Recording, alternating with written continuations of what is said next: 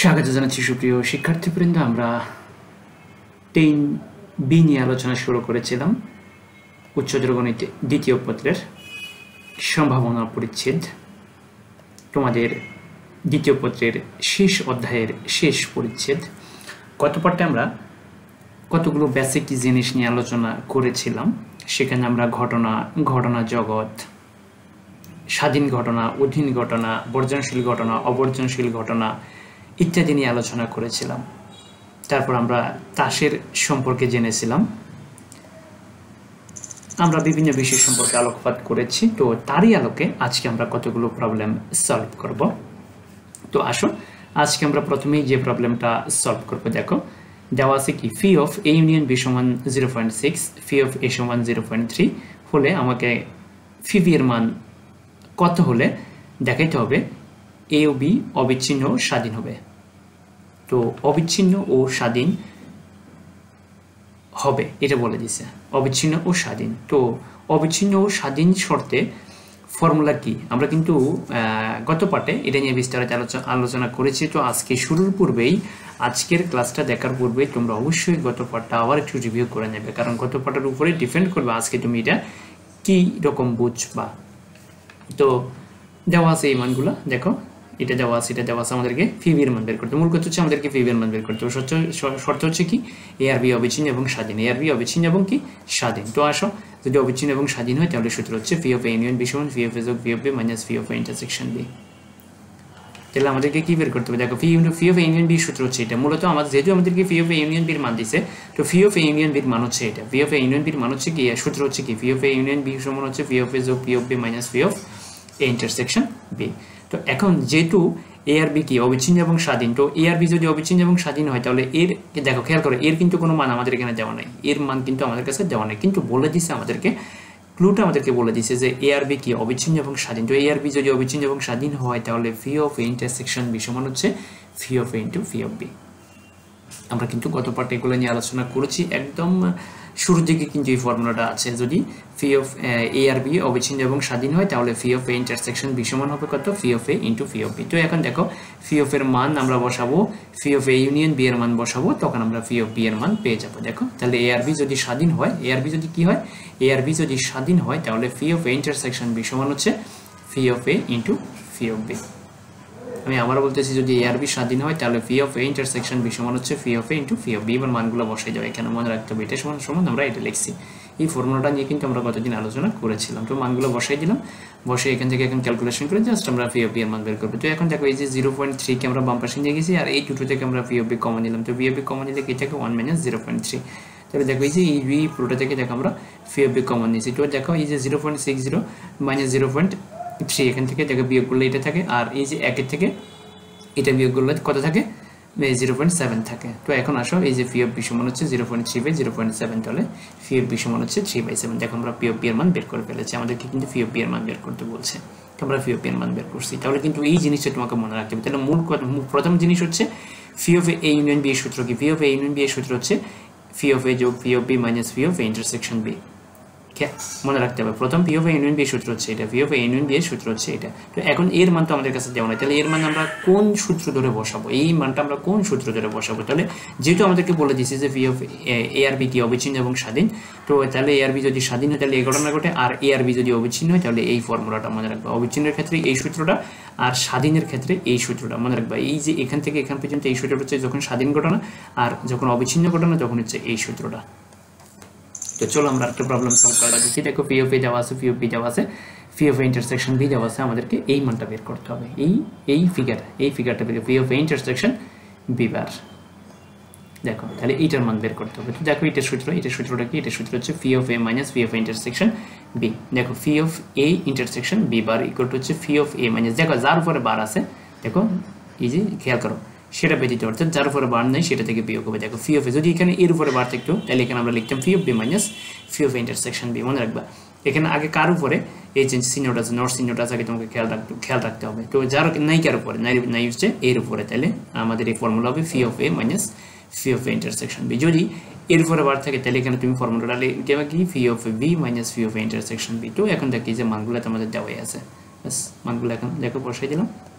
বসে দেওয়ার পরে কত থাকতেছে আমাদের 1/6 দেখো কাজ শেষ আমাদের তাহলে দেখো আমাদেরকে কি বের করতে বলছে V of A intersection B bar তো এই মানটা দেখো আমাদের কোনো কাজেই লাগে নাই তো চলো আমরা আরেকটা প্রবলেম সলভ করে দেখি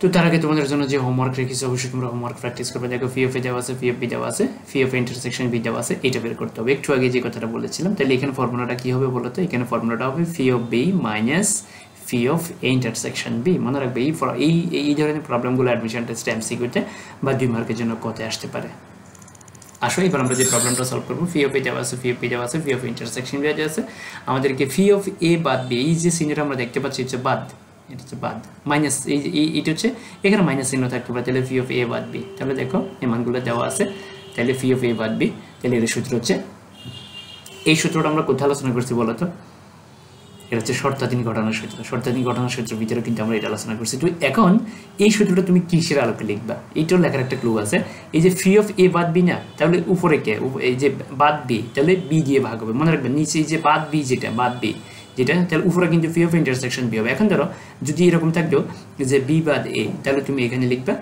ফি অফ এ তাহলে তোমাকে খেয়াল রাখতে হবে এখানে কি এ বাদ বি তাহলে নিচে যাবে বি যদি বি বাদ এ থাকে তাহলে নিচে এ যাবে তো মানগুলো এখন বসাইতে দেখো মানগুলো বসে উপরটা যে ব্যবস্থা করবে নিচেটা উল্টে যাবে ক্যালকুলেশন করলে 4/9 দেখো আমরা ফলাফল পেয়ে গেছি সহজেই